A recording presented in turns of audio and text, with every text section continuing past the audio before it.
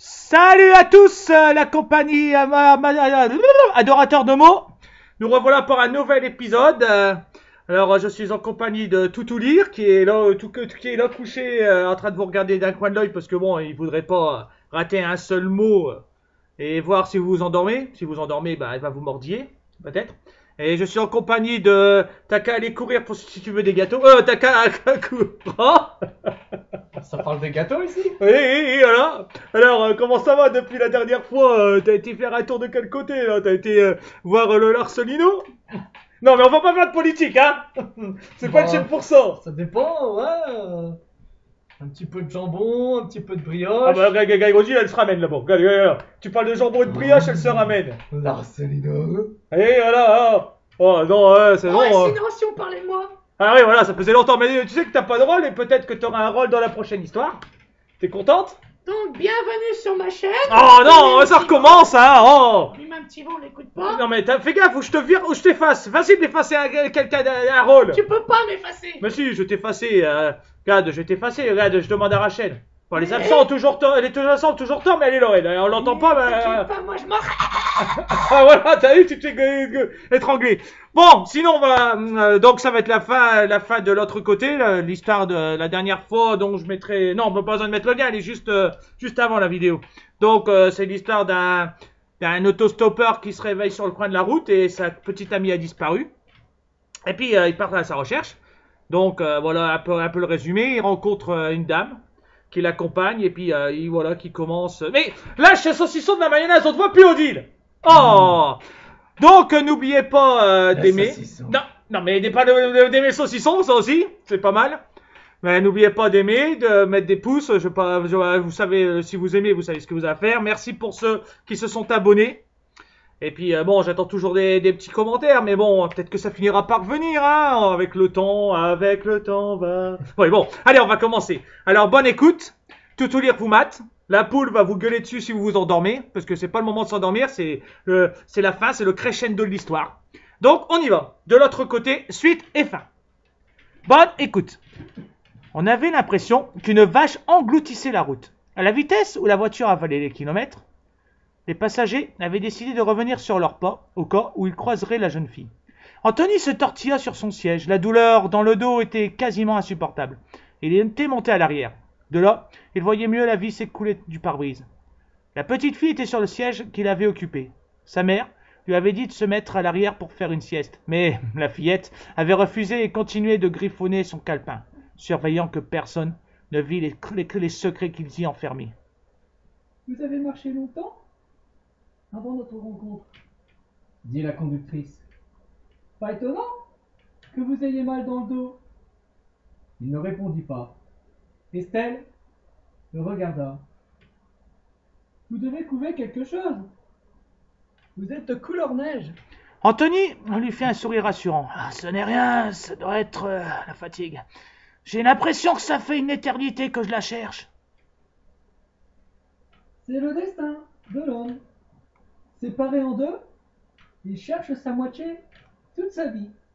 Et si à la dernière heure de son dernier jour sur Terre, il n'a toujours pas trouvé son âme sœur, il se sent incomplet. Ne vous en faites pas. Elle vous reviendra.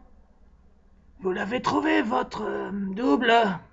Questionna Anthony en fixant le décor. Elle soupira avant de répondre.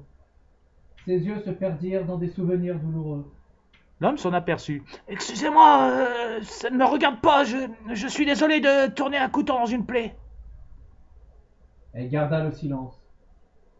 Un calme extérieur qui devait contenir un ouragan intérieur. Disons que le père, enfin, si je peux utiliser ce terme, le géniteur de la petite, était plus jeune que moi, non expérimenté sur la vie. Alors quand je lui ai dit que j'étais enceinte, ce fut une trop lourde charge, un bagage de trop encombrant pour ses projets d'avenir. Alors un matin, il a joué au musicien et s'est fait disparaître. Excusez-moi encore. Elle l'arrêta de la main. Vous ne pouviez pas savoir. Disons que j'éprouve plus de colère que de peine. Un jour, viendra la différence. Je vous le souhaite, chantonna le ton rassurant de son compagnon de route. Anthony commençait à reconnaître quelques paysages qu'il avait dû croiser dans sa péripétie. Il trembla. Estelle devait avoir raison. Il devait avoir chopé un truc. Vous et votre princesse, qu'avez-vous prévu? Demanda Estelle, qui trouvait que le décor était lugubre. Peut-être à cause de la nuit qui commençait son boulot. Et ce tableau, pour elle ne savait quelle raison, lui semblait familier. Ah, pour l'instant, on est jeune. On n'a encore rien de défini. Après l'avoir engueulée pour la frayeur qu'elle m'a offert, j'aimerais bien peindre une toile avec elle, si vous voyez ce que je veux dire. La femme sourit. Que c'est romantique. Alors, vous avez des sentiments? Anthony sentit monter une nausée. Elle a tendance à me taper sur les nerfs, mais oui, je l'aime. Comme vous l'avez dit, sans elle, j'ai l'impression de plus exister. Il me manque mon cœur. La femme suivait la route. Sans même demander la destination, elle reconnaissait les lieux. Pourtant, elle n'était jamais venue ici. Ma mère me parlait souvent de mon père. De cette façon, elle me racontait qu'un jour, je trouverais celui qui écrirait notre histoire. Une angoisse venait de se loger dans l'estomac d'Anthony. Il ne comprenait pas à quoi c'était dû. Il bougea avec difficulté. Sa douleur dorsale s'était amplifiée. Vos parents ont eu une vie remplie d'amour? La conductrice retint un sanglot. Ma mère est morte. Il y a un an. Voilà pourquoi je voyage avec Samy. J'avais besoin d'un break. Je ne voulais plus voir sa maison. Les fantômes qui l'habitaient. Et votre père parvint à demander l'homme. Ses muscles s'étaient tétanisés. Il se sentait comme paralysé. Il avait envie de hurler. Et il est décédé avant ma naissance. Un accident. L'action fut brutale. Anthony poussa un cri. Faites attention! Estelle tourna le volant vers la gauche pour éviter un dos d'âne qu'elle venait d'apercevoir sur le matelas du bitume. Le véhicule tangua. Son pied sur le frein aurait pu passer à travers le tapis de la voiture tellement elle appuyait fort. L'espace s'immobilisa enfin. Estelle garda les yeux fermés, de crainte qu'en les ouvrant, elle ne s'aperçoive de l'horreur d'avoir perdu son enfant. Samy, ça va? Réussit-elle à bredouiller. Aucune réponse ne parvint. Samantha, chérie? Une petite voix soulagea ses oreilles, un peu comme une aspirine. Oui, maman, je vais bien. Anthony, il a disparu? La femme ouvrit les paupières. L'homme n'était plus à sa place. A-t-il été éjecté? Dit-elle en regardant sur le bas-côté. Non, non, maman. C'était magique. Il a vraiment disparu. Il a crié, hop, plus rien. Les images du passé et de la mer revinrent enfin. Le magnétoscope du temps s'était rembobiné. Estelle regardait monter la fumée de son café, se mélangeant avec celle de sa cigarette. Elle n'avait pas consommé de tabac depuis 20 ans, mais les événements de ces 48 heures avaient ravagé son existence. Son jeu de cartes avait été remélangé. Tenez, prenez un morceau de tarte, vous en avez besoin, dit Elisa qui lui mit une assiette sans attendre de réponse. Vous ne croyez tout de même pas ce que vous pensez, que c'était un fantôme? La femme but une longue gorgée de sa boisson. Vous voulez savoir pourquoi ça ne peut pas en être un? Estelle fit un signe de la tête positif. D'abord, je l'ai vu, mais ma collègue l'a vu, ainsi que tous les clients de la salle. Ensuite, il a touché des choses, il a mangé. Un esprit ne peut pas manger, il ne peut pas faire tout ça. Estelle haussa les épaules. Pour le peu qu'il a avalé, il n'a quasiment rien touché. Elle ingurgita une nouvelle lampée. J'aurais dû le remarquer. plus on s'est rapproché de l'endroit de l'accident, et plus son état s'aggravait. Un sanglot vient dans son dos. Bon. Je n'ai reconnu les lieux que lorsqu'il a disparu. Il jouait. Elle jouait avec sa tasse. Ma mère m'y avait emmené quand j'étais encore une enfant. Sorte de pèlerinage. Elle me disait que c'était là qu'elle avait perdu la moitié de sa vie. La moitié d'elle. Que c'était le destin. Que le destin les avait séparés. Les pompiers ont raconté qu'ils avaient dû s'assoupir 20 secondes. Qu'il a perdu le contrôle. Et que la moto s'est couchée et encastrée dans le pied d'un pont. Par on ne sait quelle chance, ma mère s'en est sortie. Elle s'interrompit. Qu'on a eu de la chance. Elle m'attendait. Mon père est resté dans le coma pendant 48 heures. Même s'il s'était réveillé, il avait la colonne vertébrale en miettes. Je comprends mieux maintenant ses douleurs. Puis il est mort. Ensuite, elle a voulu tourner la page. Elle a tout bouclé dans une malle. Les souvenirs la torturaient trop. Elle sortit un cliché de son sac. Voilà pourquoi la photo a tant fait tilter mon père quand il l'a montrée à votre collègue et que celle-ci a parlé au passé. Dire que je ne lui ai même pas demandé qu'il me la montre. Je l'aurais reconnu. Et tout aurait changé. Oui, que de temps perdu, j'ai passé tout ce temps avec mon père. Je n'ai même pas pu en profiter. En admettant que votre histoire soit vraie, et je suis prête à vous croire, vous croyez qu'il hante toujours cette route?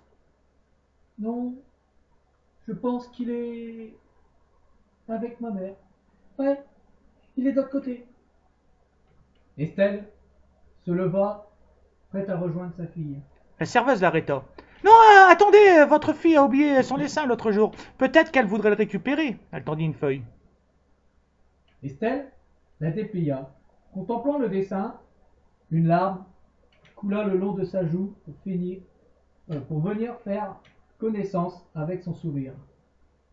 Oui, je suis sûr qu'il est de l'autre côté. La femme posa le papier sur le comptoir et rejoignit Samantha. Elisa le prit, puis le déplia. À ce moment, le gribouillis d'une fillette ébranla sa foi. « Alors, il y a quelqu'un pour jouer ?» cria une voix venue de la cuisine pleine d'empressement. Elle mit le papier colorié dans son tablier, puis elle songea que celui-ci avait tout changé. Qu'elle pensa à la course de ses crayons qui avaient peint une moto, un homme, une femme, et au-dessus de chacun, on pouvait lire papy, mamie et maman. Un homme se réveilla sous un soleil de plomb. Un mal de dos le foudroyait. Son regard chercha une présence. « Samy, où es-tu? Mais où est les pieds passés ?» songea Anthony. Et voilà, j'espère que ça vous a plu. J'espère que cette fin plus ou moins triste vous a un peu mis le frisson.